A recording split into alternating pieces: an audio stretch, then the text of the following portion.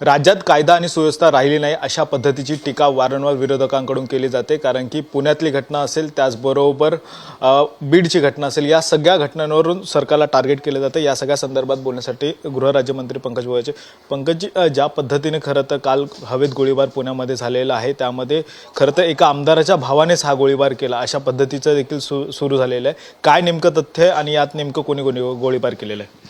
नाही, परवा रात्री पुणे ग्रामीण अंतर्गत यवत पोलीस स्टेशनच्या अंतर्गत हा एका कला केंद्रावरती प्रकार त्या ठिकाणी झाला। सुरुवातीला कुठली तक्रार त्या ठिकाणी पोलिसांकडे आलेली नव्हती। आता isakal.com आहे देशातील नंबर 1 ची मराठी न्यूज वेबसाईट। प्रत्येक अपडेटसाठी isakal.com ला नक्की भेट द्या।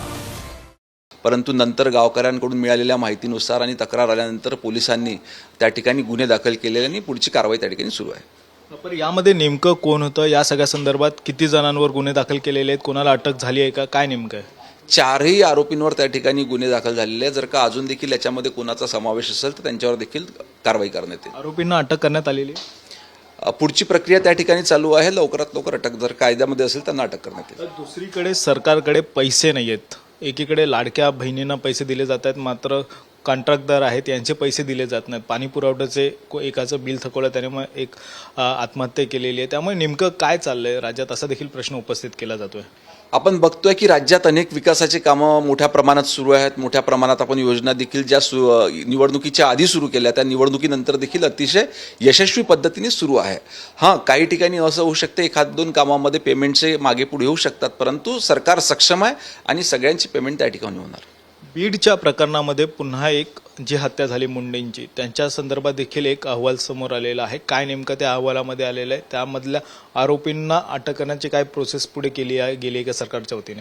नुकताच त्याचा शवविच्छेदन अहवाल शासन विभागाला त्या ठिकाणी प्राप्त झाला। पुढील सखोल पुन्हा चौकशी करून त्या शवविच्छेदन अहवालाच्या अनुषंगानं सखोल चौकशी करून संबंधित गुन्हेगारांवर कारवाई करण्यात येईल। पण जो एक वाल्मिक कराड हा जो आरोपी आहे, याला खरं तर VIP ट्रीटमेंट जेलमध्ये दिली जाते अशी देखील वारंवार विरोधकांकडून टीका होते।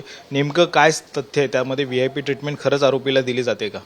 नाही, सदर प्रकरणाबद्दल सरकार आणि पोलीस विभाग अतिशय गंभीर आहे। सदर प्रकरण फार संवेदनशील त्या ठिकाणी होतं, त्याच्यामुळे कुठल्याही आरोपीला त्या ठिकाणी VIP ट्रीटमेंट पोलीस प्रशासनाकडून देण्यात आलेली नाही आहे। दुसरीकडे एक ऑनलाईन गेमिंगचा प्रश्न खरं तर वारंवार तो सभागृहामध्ये देखील येतो, मात्र सभागृहामध्येच मंत्रीच ऑनलाईन गेमिंगमध्ये व्यस्त असल्याचे चित्र पाहायला मिळालं। त्यामुळे अशा गेमिंग संदर्भामध्ये काही नवीन कायदा या काही आणण्याचं सरकारचं धोरण आहे का? निश्चितपणे या विषयावरती सभागृहात देखील चर्चा त्या ठिकाणी झालेली होती आणि ऑनलाईन गेमिंगचा ॲक्ट हा केंद्र सरकारच्या अखत्यारीत सध्या कार्यरत आहे। त्याच्यामुळे राज्य सरकारनं त्यांच्यासोबत करस्पॉन्डन्स केलेला आहे आणि लवकरात लवकर हा गेमिंग चा प्रकार कसा बंद करता येईल याच्याकरता शासन प्रयत्न करीत आहे। दुसरीकडे आरोपी सुटल्यानंतरून मिरवणूक काढत असल्याचे देखील एक व्हिडिओ सध्या सोशल मीडियावर व्हायरल होत आहेत। नेमकं काय तथ्य आहे, त्या संदर्भामध्ये काही गुन्हा दाखल केला आहे का सरकारने, सुमोटो या नेमकं त्या व्हिडिओची पडताळणी केली आहे का? नाही, अजूनपर्यंत मला देखील स्वतःला तो व्हिडिओ पाहायला मिळाला नाही, मला देखील ते ऐकण्यामध्ये आहे, परंतु अशा पद्धतीची मिरवणूक काढणं योग्य नाही। याच्याबद्दल देखील निश्चित काहीतरी योग्य निर्णय वरिष्ठ घेतील।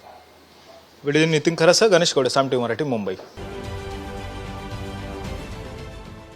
देश विदेशातील प्रत्येक घडामोडींचे लाईव्ह अपडेट मिळवण्यासाठी आता साम टीव्हीच्या सर्व सोशल मीडिया प्लॅटफॉर्मला लाईक, फॉलो आणि सबस्क्राईब करा।